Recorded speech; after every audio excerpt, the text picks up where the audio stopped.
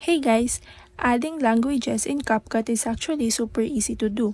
And today, I'm going to show you how to do it right from your PC or laptop. So first, just open up the Capcut app on your computer. So once it's open, look at the top right corner and you'll see a settings icon.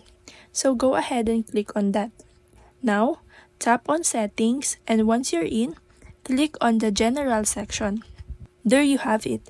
You'll see the language option right there. Just click on it and you'll see all the available languages you can switch to. Select the one you want and it will update the app language instantly. Now, if you're wondering how to add a language that's not there, like Hindi, for example, unfortunately, you won't be able to manually add it. That's because the available languages are controlled by the Capcut developers.